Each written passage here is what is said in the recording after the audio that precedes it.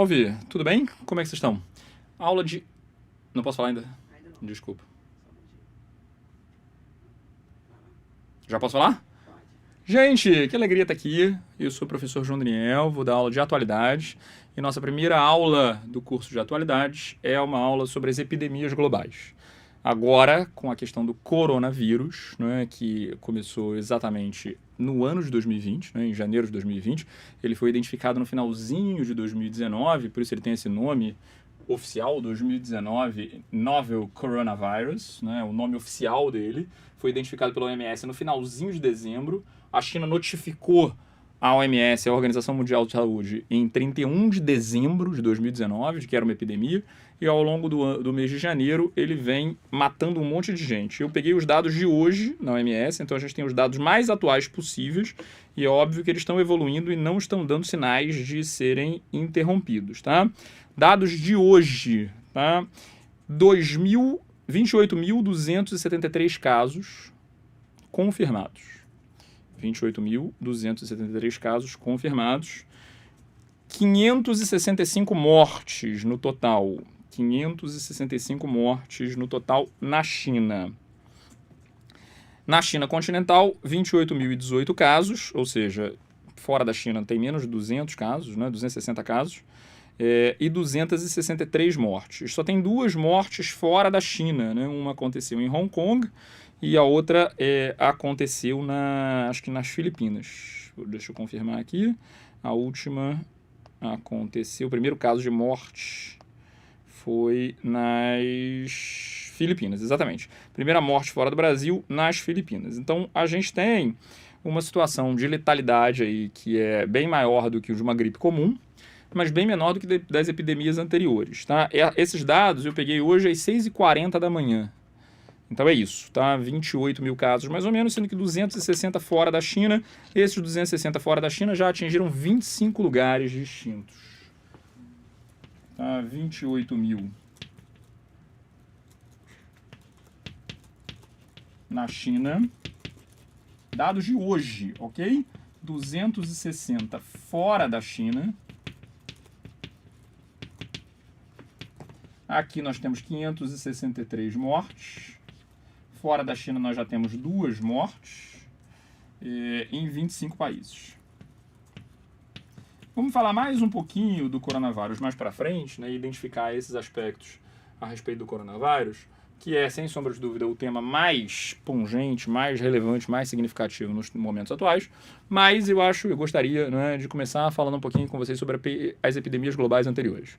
Eu sou professor de História e isso vai ser a tônica das nossas aulas de atualidades, porque é assim que é cobrado nos vestibulares, né? No vestibular da Unicamp, no vestibular da USP, nos vestibulares das federais do Brasil. Quando você tem temas de atualidades, eles sempre pedem para você fazer uma reflexão e às vezes a letra A pede para você fazer uma resposta histórica e a letra B para a resposta de um tema atual, tá? Então a gente vai voltar no tempo para identificar a partir de epidemias globais anteriores,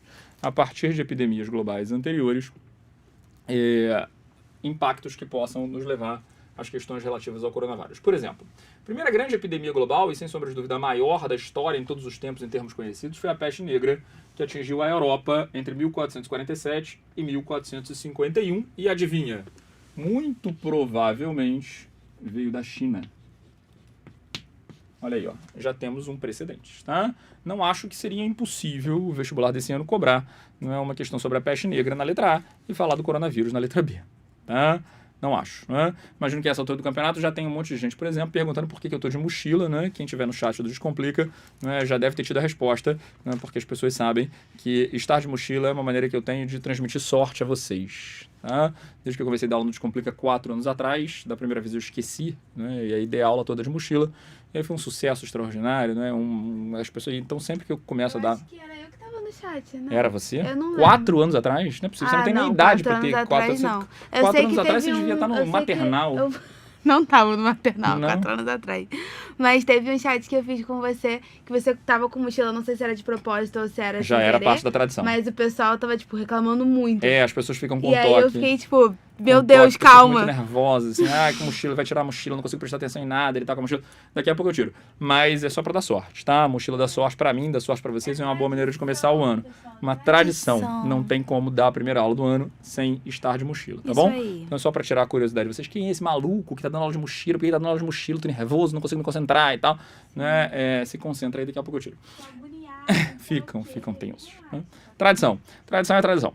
Então, vamos voltar aqui e falar um pouquinho da peste negra. A peste negra, ela tem várias consequências interessantes. Ela sai da China, atravessa o Oriente Médio, ela andava a uma taxa de mais ou menos 4 km por dia. E no início de 1847, ela chega na Europa. Várias cidades são infectadas, já na Sicília, né, você tem uma epidemia, mas ela começa a se espalhar quando ela chega nas cidades comerciais de Gênova e Veneza. Na Unicamp, recentemente, caiu uma questão sobre as especiarias, né, que falava como Gênova e Veneza eram centros importantes de difusão e transporte.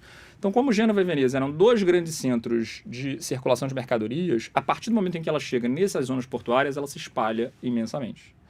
Nesse sentido, temos que agradecer que o coronavírus surgiu em uma província, Wuhan, na China, e não, por exemplo, em Dubai, né, um hub global, ou em Londres, né, ou em Nova York. Imagina, né? Já teria atingido o mundo inteiro, tá? Se o coronavírus não tivesse surgido nessa pequena província chinesa, uma zona que, em certo sentido, não está completamente interconectada do planeta, você tivesse tido essa epidemia sendo atingida a partir de um grande hub global, né, Dubai, Londres, ou Nova York, a situação certamente seria bem mais grave. Quando a epidemia da peste negra, da peste bubônica, chegou no norte da Itália, em pouco tempo ela se espalhou para a Europa inteira. Ela chega na Escandinávia, ela chega na Inglaterra, ela atinge todo o território da Europa, né? Ela vai chegar na Rússia, vai chegar na Alemanha, vai matar um monte de gente em Portugal e na Espanha. Olha a taxa de letalidade dessa aqui, né? E agradece pelo coronavírus. Morreram mais de 100 milhões de pessoas. Morreram mais de 100 milhões de pessoas numa população de menos de 500 milhões de pessoas no mundo. Não é possível, professor, você está falando sério? 20% de letalidade. Uma a cada 5 pessoas, 485 milhões de pessoas mais ou menos viviam no mundo no final do século XV. Uma a cada 5 pessoas morreram. Em alguns lugares, como na cidade de Florença, a população de 85 mil pessoas morreram 50 mil pessoas. 2/3 da cidade morreu de peste bubônica. Em Suffolk, na Inglaterra, taxas parecidas. No norte da Alemanha, uma taxa de letalidade surreal. É um nível muito maior de letalidade e serve de comparação para mostrar que a taxa do coronavírus não tem uma letalidade que não chega nem a 3%, tá? É bem baixa, tá? Uma gripe comum, né, mata menos de 0,1%, ou seja, uma a cada 1.000 pessoas, né, bem mais baixa. Okay? O coronavírus tem uma taxa de letalidade um pouco mais alta, mas não chega nem perto do vírus da peste bubônica, né, que parece que se extinguiu na época. Tem alguns epidemiologistas que pesquisam esse vírus, né, e que tentam encontrar na arqueologia indícios do vírus e tal, mas ninguém nem tem certeza mesmo se foi um vírus, o da peste, né, bubônica, tá bom? Essa peste negra, que vai ter o seu ápice na Europa ao longo desses 4 anos, em 1447 e 1851, tem várias consequências extraordinárias e importantíssimas que eu gostaria que vocês anotassem, porque podem ser usadas até numa redação. Eu não acho impossível que um tema desse caia numa redação, né? No ano passado eu falava esse negócio assim, não acho impossível que um tema desse caia numa redação, mas eu falava com um certo wishful thinking, né? Eu falava, cara, pode cair, né? Sempre pode cair. Então eu tinha uma esperança, né, de que as coisas que eu falasse talvez pudessem cair na redação e ajudar você a fazer a prova. Só que aí eu dei uma aula inteira sobre cinema e no final do ano o Enem cobrou uma redação sobre o cinema, né? E agora eu já comecei a achar que talvez pode cair mesmo, tá? Pode cair mesmo. Talvez porque eu esteja de mochila, né? Isso dá sorte. Não é? A possibilidade de acertar o tema da redação do Enem ou um tema da redação do vestibular que você vai fazer não é pequena nas aulas de atualidade. Tá? Então fica atento aqui, porque isso poderia cair. Uma questão sobre a peste negra e falar sobre as epidemias globais. Para começar, a palavra quarentena, que a gente usa até hoje, nasceu aqui nesse momento. Por quê? Porque durante mais ou menos 12 dias, o vírus ele era assintomático. Então você não tinha nenhuma sensação, nenhum sintoma, nada. E aí passava mais 20 dias, 22 dias, você já começava a contagiar as outras pessoas à sua volta. E aí os últimos 5 dias da doença era você morrendo. né? Como é que você morria? Começavam a aparecer bulbos, bolhas pequenas, algumas bolhas grandes, não é? No pescoço, no cotovelo, não é? Atrás do joelho, nas axilas, na virilha, e aí você ia começando a ter umas bolhas esquisitas, tá? Essas bolhas iam inchando. Tem registros do Petrarca, não é? Do Boccaccio e de outros poetas do Renascimento, que essas bolhas chegavam até o tamanho de uma maçã. E aí elas estouravam por dentro. Então você tinha uma hemorragia interna na pele e a sua pele ia ficando manchada. E aí você começava a vomitar sangue, evacuar sangue, urinar, né, escuro, vermelho, e ia sentindo dores horríveis pelo corpo, até que depois de algum tempo você morria. Por isso, peste bubônica é o outro nome dela, tá? Aliás, inclusive, não é um nome melhor do que a peste negra, mas também por causa da urina negra, das fezes, não é, do sangue, né, também é chamada de peste bubônica. Tá? Peste bubônica. E que se espalhou muito rapidamente. Então a palavra quarentena, ela nasce porque esse ciclo completo da doença era de 40 dias. Quando chegava um navio no porto, a cidade infectada com a doença, você esperava 40 dias para deixar as pessoas desembarcarem. Se não tivesse morrido todo mundo depois desses 40 dias, é porque não tinha doença a bordo. Não é? Então essas ideias de quarentena que começaram a aparecer na Idade Média são usadas ainda hoje.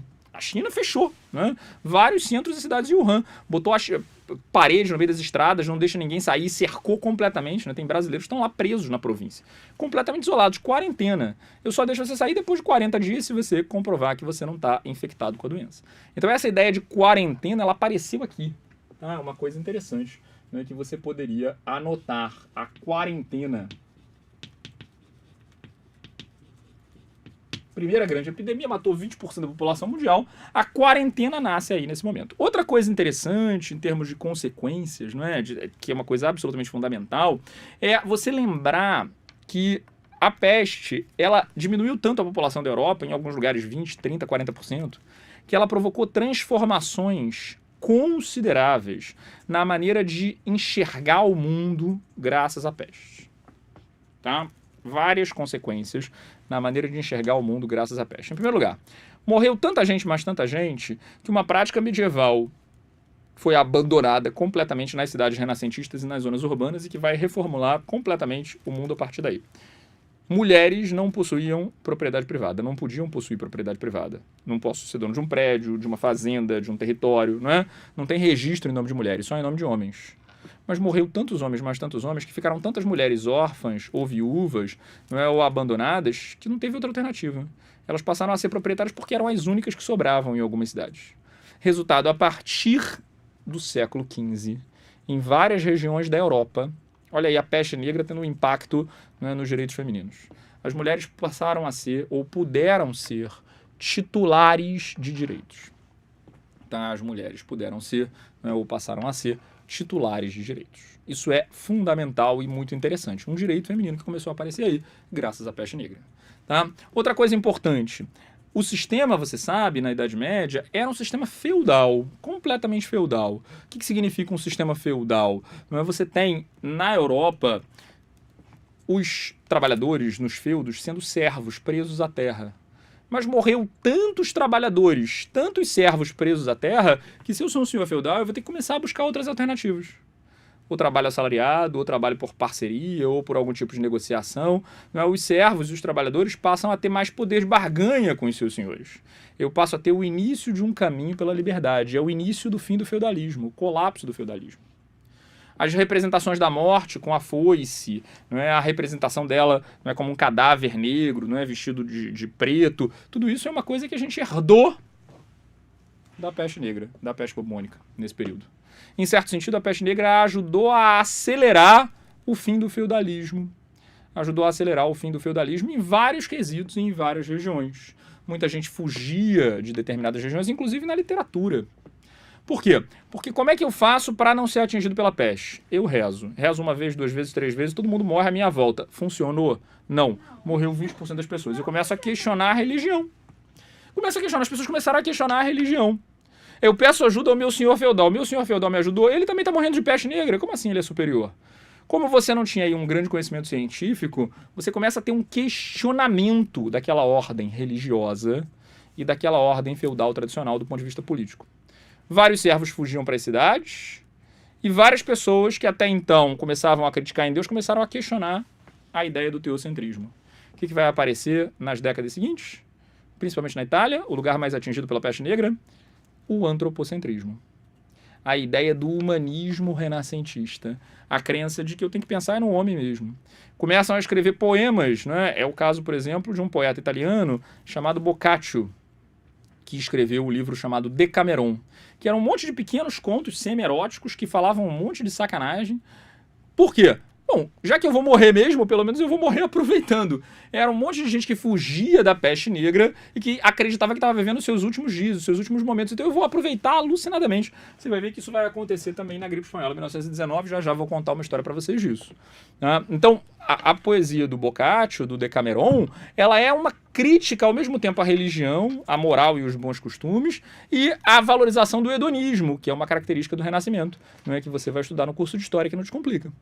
Tá? Então você poderia ler, por exemplo, poetas como Petrarca, não é? Poetas como Boccaccio, que estão originando o quê? Não é? O Renascimento. Petrarca é o início do Renascimento na Itália. Está começando o Renascimento. O humanismo renascentista. João nunca tinha imaginado que o Renascimento, a Idade Moderna, o fim do feudalismo, a maior liberdade para os servos, não é, um certo papel de protagonismo das mulheres como proprietárias, pudesse ter nascido da peste negra, uma epidemia global que matou 20% da população.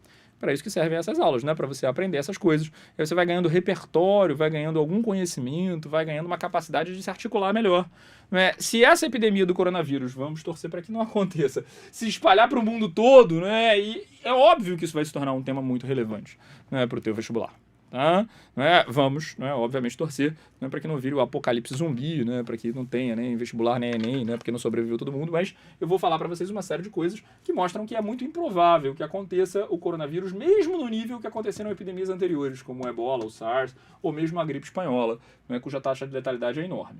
Tá? Pra você ter uma ideia, se a taxa de letalidade da peste negra fosse aplicada hoje, morreria 1,5 bilhão de pessoas. 1,5 bilhão de pessoas.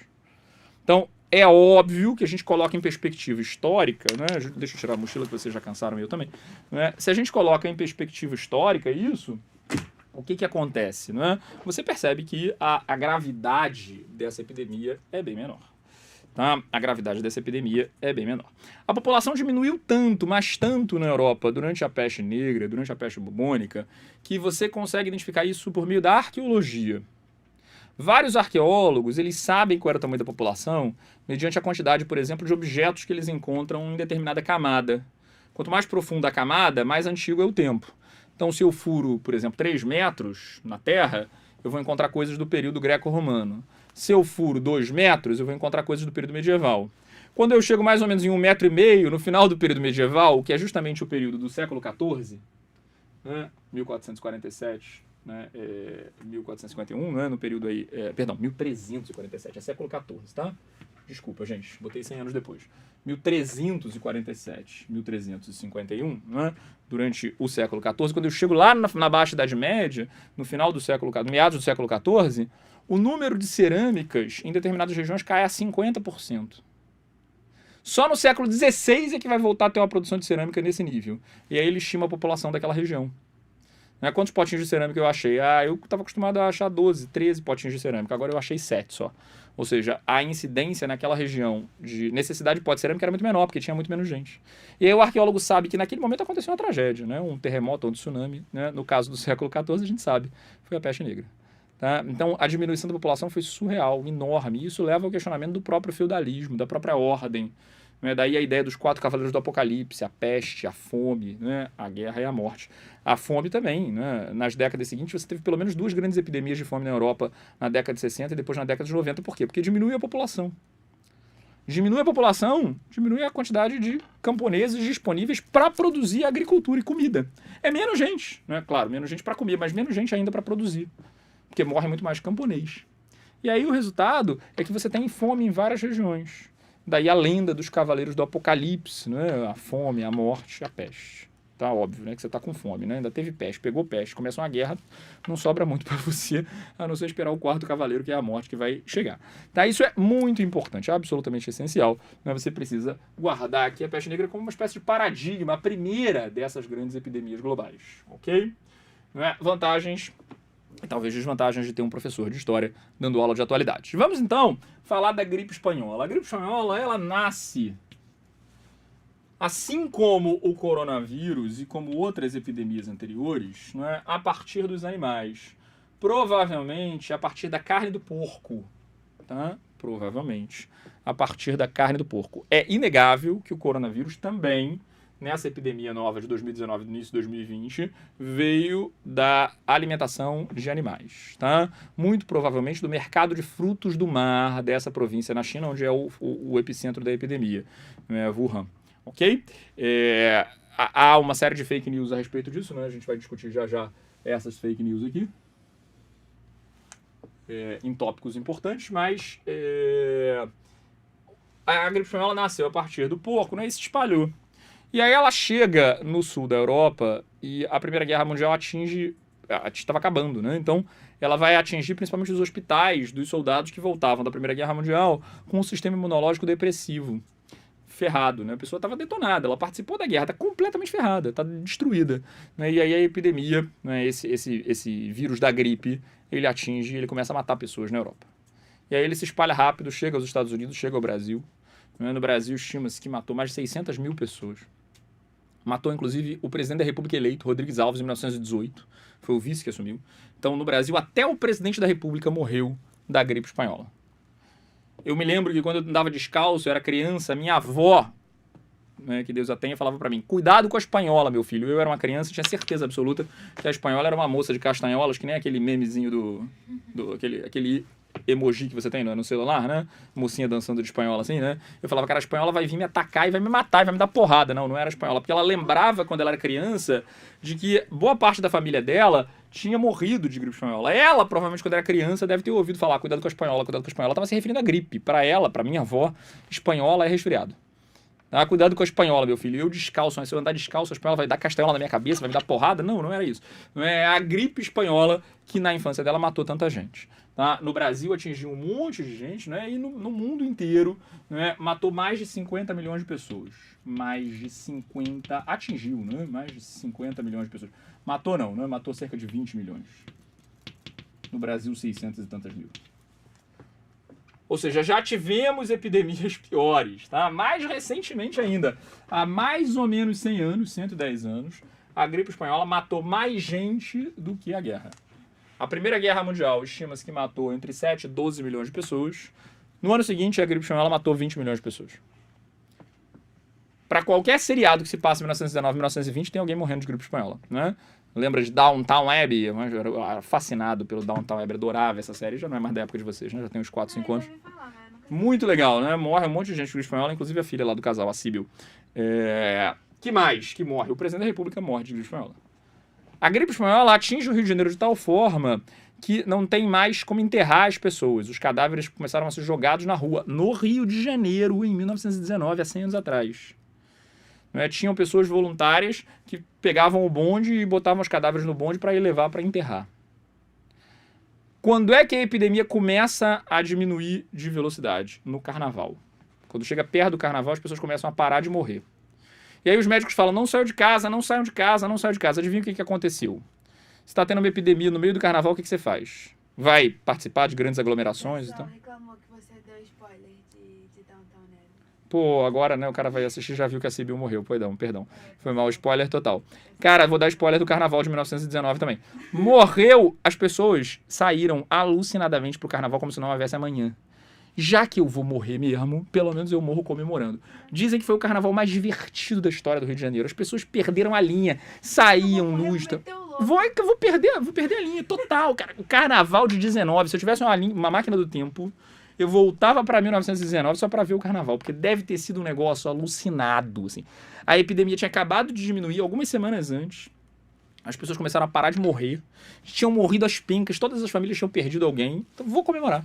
né, saíram às ruas alucinadamente. Parece que é um dos carnavais mais divertidos. Aliás, é assim que começa o livro do Rui Castro. O Rui Castro publicou um livro recentemente chamado Metrópole à Beira-Mar, um livro divertidíssimo sobre o Rio de Janeiro da década de 20, né, para quem gosta, né, de literatura histórica ou de livros históricos e tal. Né, ele começa contando como é que foi a epidemia da gripe espanhola, que matou até o presidente da República e um monte de outras pessoas, né, e que deu origem a esse carnaval em 19, todo mundo fazendo a festa, né, se alegrando, uma espécie de Decamerão do Boccaccio no Renascimento.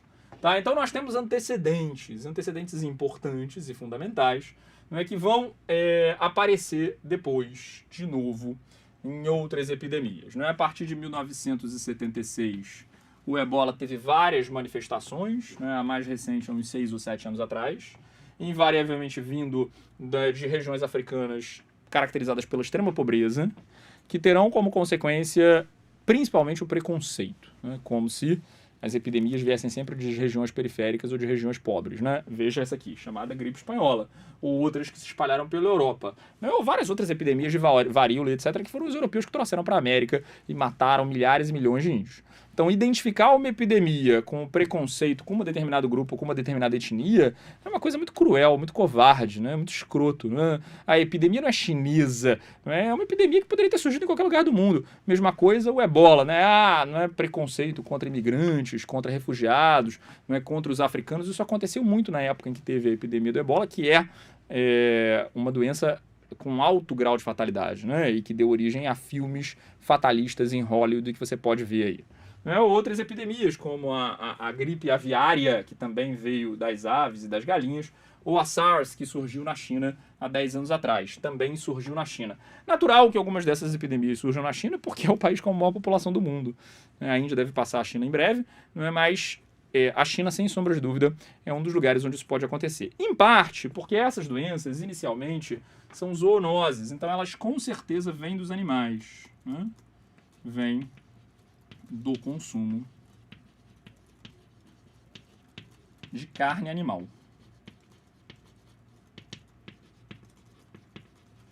Então você tem mercados de carne animal na China que vendem as comidas as mais variadas, dos tipos os mais inacreditáveis. Então você tem carne de cachorro, você tem, né, barata, você tem sopa de morcego, você tem uma série de outros produtos que não tem exatamente uma vigilância sanitária, ou seja, não tem uma regulação sanitária muito forte, tá?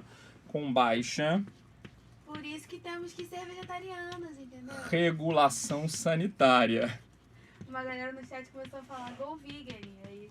Isso aí, galera. Com baixa regulação sanitária. Sem sombra de dúvida, né, ser vegetariano te defende disso, tá? A probabilidade de isso acontecer é muito menor. Não é uma das recomendações da Organização Mundial de Saúde é não comer carne crua, não é, ou nenhum tipo de produto que venha de animais, órgãos dos animais, né, carne animal, etc. Principalmente se ela não estiver muito bem cozida. Tá? Muito bem cozida. Então você tem efetivamente, né, iguarias chinesas que são feitas de maneira absolutamente surreal. Né? Um amigo meu que morou na China me contou, por exemplo, dessa sopa, né, que não é exatamente uma sopa de morcego, mas é uma sopa feita de olho de mosca. Só que a única maneira de você conseguir tirar o olho da mosca, né, é que o morcego digere a mosca toda, então nas fezes do morcego sobra o olho da mosca. Aí você faz a sopa com o olho da mosca a partir das fezes de morcego. Vamos combinar, não é que não é exatamente a comida menos exótica possível, mas ninguém tem certeza se veio mesmo do morcego. Tá? Tem periódicos, em geral ocidentais, americanos, que falam que o coronavírus teria vindo do morcego, que provavelmente veio do morcego, né, da alimentação do morcego. Mas isso os chineses negam. Os negros falam, não é verdade. A gente reconhece que veio do mercado de comida, principalmente do mercado de peixes e de frutos do mar de Wuhan, não é? Mas a gente não reconhece que veio do morcego. É mentira. Tá? Dizer que veio do morcego é uma maneira de você estimular o preconceito contra os chineses, a sinofobia. Não é? É isso aí. Sinofobia. Ou seja, os periódicos chineses negam e os periódicos ocidentais dizem que sim, veio do morcego, eles comem morcego, são bárbaros, são atrasados, são ignorantes e tal. Pra mim, quem come porquinho também é bárbaro. Porque você é vegetariana, né? Então, Exatamente. entre comer morcego, comer porco, comer picanha, é tudo a mesma coisa, tudo mesmo barbarismo. Você come uma uma galinha. Nossa, a galinha Bota ela aí, sofreu. Laís, por favor, no vídeo, tal, que ela quer fazer o manifesto Entendeu? vegano dela. Você come uma galinha, a galinha sofreu, foi degolada viva pra poder tirar o sangue enquanto depenavam ela, entendeu? É horrível. Não façam isso. E aí vocês querem reclamar que as pessoas comem morcego, porque o negócio que vocês estão comendo aqui também tá errado. Hipocrisia! Exatamente. É um absurdo! Mentira! É um absurdo! Denúncia! Não aceita. Denúncia, tá? Não é verdade, é um É absurdo. isso aí, entendeu? Tá? Então há uma sinofobia, como você já teve preconceito aqui também, né? Um significativo preconceito contra africanos na época do Ebola. Então isso é uma coisa muito importante, que todas essas epidemias, elas invariavelmente envolvem preconceito contra o que é diferente, né? Preconceito contra o que é diferente. Os periódicos ocidentais garantem que vem do morcego, né? Tá comendo Batman. E aí, óbvio, né? Fica com doença, epidemia e tal, pra marcar a diferença em relação aos chineses. Esses chineses são bárbaros, são perigosos, são assassinos, né? A Mari tá aqui dizendo que todo mundo, bárbaro, assassino, come picanha, come galinha, é igual. Tudo igual. Né? Já vou virar vegano também, né? Vou começar aqui, né? Minha culpa pra não ser acusado, né? Senão ela vai me atacar aqui da próxima vez. Mas isso é uma fake news possível, tá? Quais são as outras fake news que começaram a aparecer também para estimular o preconceito aqui contra os chineses e a xenofobia? De que era uma arma biológica. Periódicos ocidentais, notadamente norte-americanos, lembre-se que a China e os Estados Unidos estão numa guerra comercial, ou pelo menos até recentemente estavam numa guerra comercial. Então, vários jornais americanos começam a falar que é o seguinte: tinha um centro de pesquisa em armas biológicas lá e como é uma ditadura, não tem controle da sociedade civil nenhum. Resultado, escapou. Tá? Eles estavam usando uma arma, né? Uma arma biológica. Também serve, obviamente, para estimular o preconceito. Ou ainda, né? Falta de controle, negligência desses centros. Negligência de um centro de pesquisa de vírus, etc. Também, né, para estimular o preconceito. É mais ou menos o seguinte: se fosse nos Estados Unidos, não aconteceria. Se fosse na Inglaterra, na França, não aconteceria. Né? Essas fake news que aparecem, né, aí, de um modo geral, têm um elemento importante de preconceito e de xenofobia. Pelo menos, por enquanto, não há nenhuma dessas coisas confirmadas e os chineses negam todas. A China nega.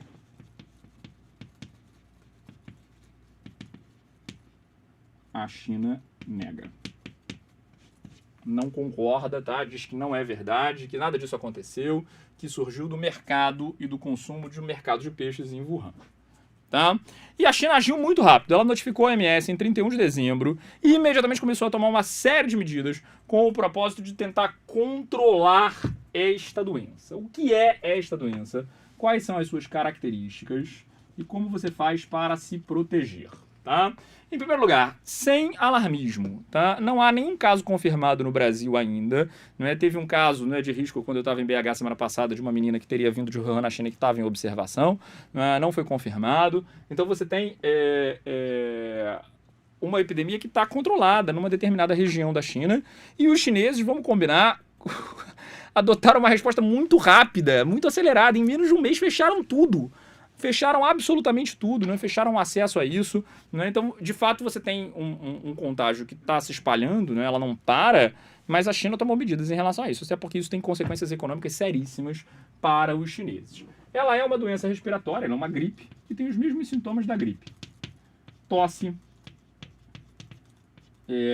ela é inflamação e infecção das vias respiratórias, o nariz, a garganta e o pulmão. E em casos mais graves pode atingir os rins.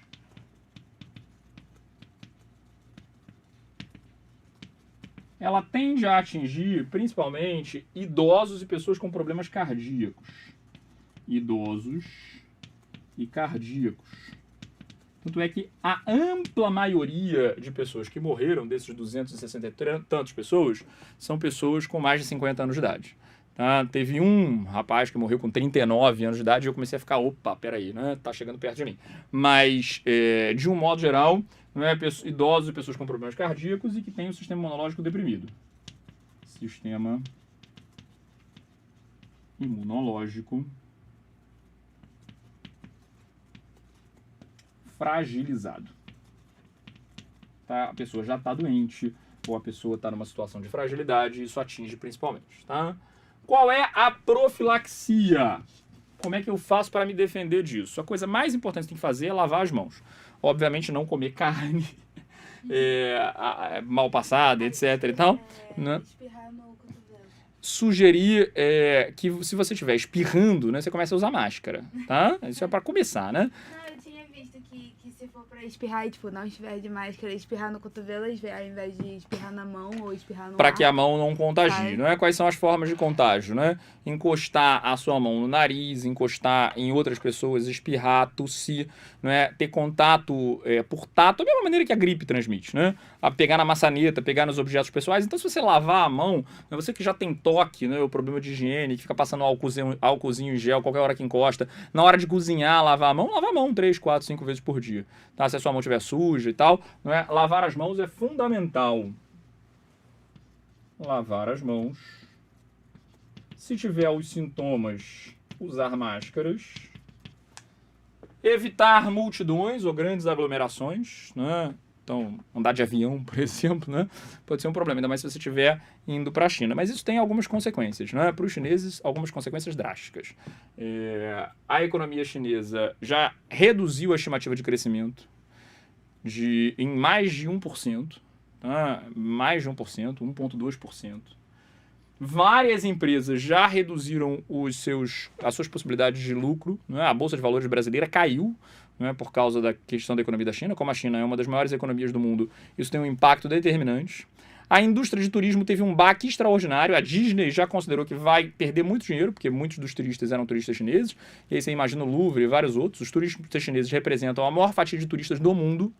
Então, a indústria de transportes aéreos e a indústria de turismo perdeu uma quantidade significativa de recursos. Então, você tem consequências econômicas para essas doenças, tá? Você tem custos econômicos.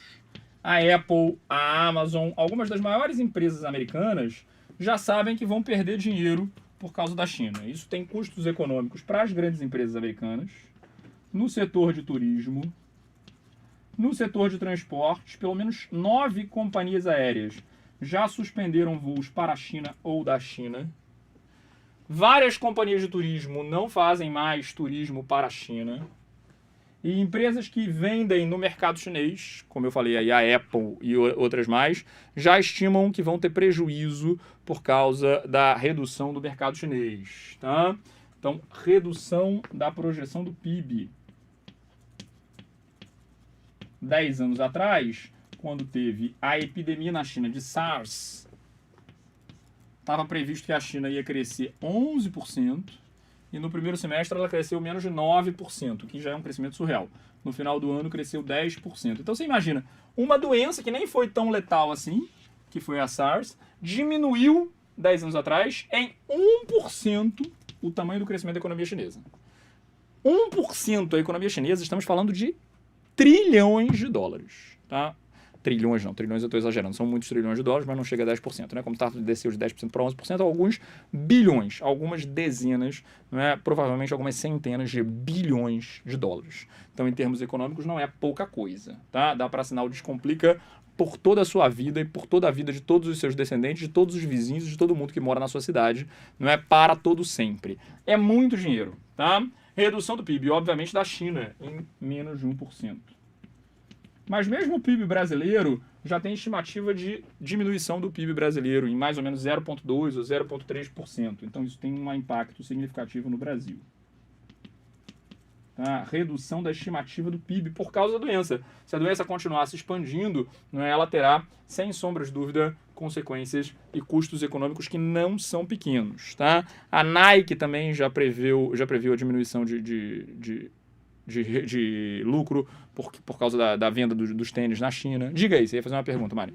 Não, só ia falar que o pessoal tá pedindo no print. Print, para eu não esquecer o print. E muita gente ficou me xingando por causa do negócio que eu falei aqui no negócio da carne. Mas assim, vocês podem comer o que vocês quiserem, tá? Ninguém aqui manda na vida de vocês, não, tá bom? Olha só, Mas fica disclaimer, não, Já brincadeira. ouviu falar em Se me chamar, até vou brincadeira? comer uma picanha com vocês na churrascaria. Exatamente. Já vocês conhecem brincadeira? É uma parada legal, assim. Às vezes é bom fazer. Você tava indignada ali, revoltada, e eu já falei, cara, vou comer Não, só e é alface engraçado agora. porque teve umas pessoas também que falaram não, porque quem é vegano tá safe. Tipo, não necessariamente. Não, Eu claro que tô você pode falando. pegar o Você coronavírus. ficar doente sem ser comer. Aliás, uma curiosidade interessante. Por que o coronavírus se chama coronavírus, você sabe? Boa pergunta. Olha. Boa pergunta. Por que será? Não sei. O coronavírus ele foi identificado pela OMS em 1960. E ele é o mesmo coronavírus que tem várias outras doenças. E essa doença, né, essa que a gente chama de 2019 nCoV, é uma das doenças só do coronavírus, tá? O coronavírus já também, né, já tinha sido, né, o responsável pela SARS e várias outras gripes diferentes, tá? Esse agora chamado de coronavírus não é o único que o coronavírus faz, não. Mas ele é um vírus, né, que tem um monte de coisinha assim que parece uma coroa. Não tem a ver com a cerveja Corona não, tá? É uma coroa. Embora os americanos achem, né? Os americanos pesquisam no Google para saber se o coronavírus veio da cerveja Corona, que é uma cerveja mexicana. Então tem uma pesquisa no Google sobre a cerveja. Não pode beber cerveja que tá tranquilo, né? Se não for, né, cerveja de Minas Gerais, né, tá tranquilo. O coronavírus é por causa da coroa. Parece uma coroa. É um vírus que tem cara aí de coroa. Tá? Então é por causa do formato? Do formato do vírus. Foi identificado pelo OMS em 1960. Que doideira. Legal, né? Essa seria a última sugestão que eu daria. Olha isso. Né? A atualidade também é cultura, tá? Coisas importantes que eu tenho para falar para vocês, se não tiverem dúvidas aí, tá? Quais são as suas fontes de informação? Primeiro, tenta fontes de informação isentas, tá? Se você olhar um monte de site americano, não é, tenta ver se você consegue também uma opinião chinesa, ou pelo menos europeia, não é, de identificação. Em relação, eu li alguns artigos acadêmicos internacionais numa revista chamada Lancet, em jornais e periódicos de economia, né? Nos brasileiros, né, o Nexo é muito interessante, tem um monte de informações interessantes. Sobre os fake news, eu li no Clipping CACD, um post que eles postaram hoje de manhã sobre os fake news do blog do Clipping CACD, sobre os fake news a respeito, né, do coronavírus.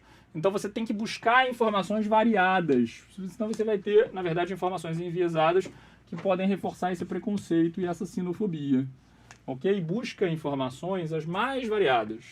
Se você conseguir diversos temas de informações. Sempre que eu preparar minhas aulas, eu vou tentar, né, ter informações as mais diversas possíveis. Tá? Eu tento fazer isso. Né?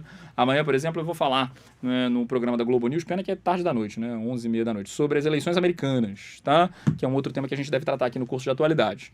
Tá? Então, para quem, né, quiser ver o professor, né, falando na televisão, né, aí o tema é outro, completamente diferente, não é coronavírus, mas é sempre bom, né, buscar diversificar as suas informações ou as suas fontes de informação.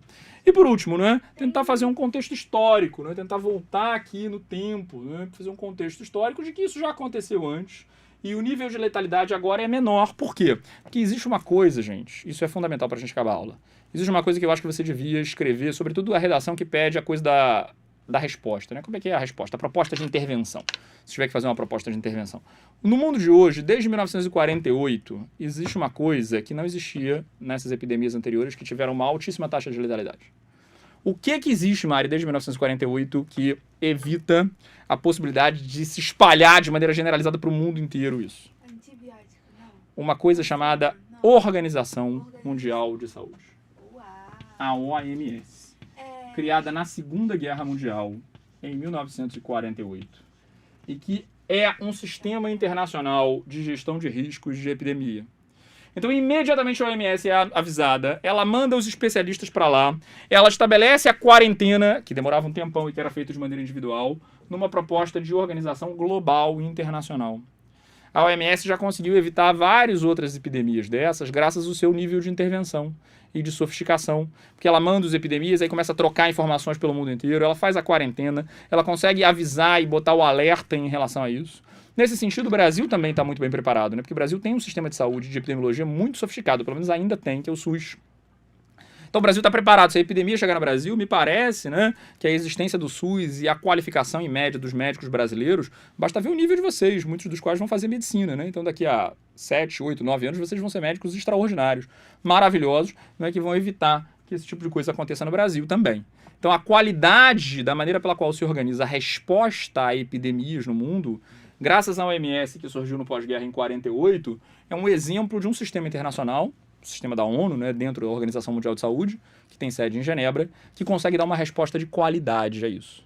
Tá? Então fiquem tranquilos, não é provável, é altamente improvável, né, de que tenha o apocalipse zumbi, né, de que seja o Walking Dead, né, de que o coronavírus, né, mate todo mundo, chegue no Brasil e se espalhe. Tá perguntando quantas mortes tiveram pelo coronavírus. No início da aula eu falei para vocês, são 263 mortes na China e 2 fora da China, uma nas Filipinas e outra em Hong Kong.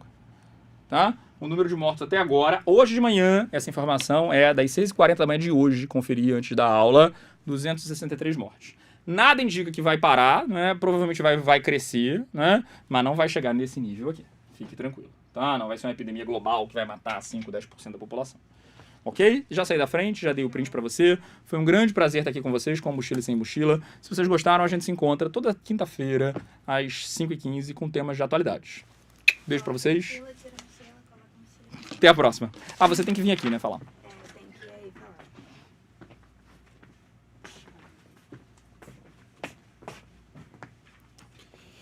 Então, pessoal! Oi, tudo bem com vocês? Eu vim aqui falar com vocês um pouquinho sobre o Descomplica Top e o Medicina Completo, que são os 2 planos que a gente tá com desconto. Essa semana foi a primeira semana de aulas, então a gente teve as aulas abertas no YouTube. Só que amanhã é o último dia de aula aberta no YouTube. Se você quer continuar estudando com a gente, continuar assistindo as aulas, tem que ser pela plataforma. Então você vai ter que assinar algum plano. Então por que você não aproveita os planos que estão com desconto aqui embaixo? O Descomplica Top, ele tem 2 correções de redação mensais, 10 monitorias, aulas ao vivo e aulas gravadas, simulado, aula do JEP, reforço de redação, reforço de exercício, acesso ao aplicativo pelo celular, material de apoio e aprofundamento de todas as matérias. É isso mesmo, aprofundamento de todas as matérias. Ele custa só R$ 37,90 por mês, 12 vezes de R$ 37,90. E aí você pensa, putz, eu não quero aprofundar todas as matérias. Eu quero fazer medicina, eu quero focar na minha área, medicina específica, entendeu? Tudo bem, a gente tem o Medicina Completo. O Medicina Completo tem todas as coisas que o Descomplica Top tem, só que ao invés de ter aprofundamento em todas as matérias, ele tem aprofundamento só em Química, Física e Biologia. E custa R$ 32,90 por mês, 12 vezes de R$ 32,90. Então se vocês quiserem esses planos, os links estão aqui embaixo na descrição do vídeo.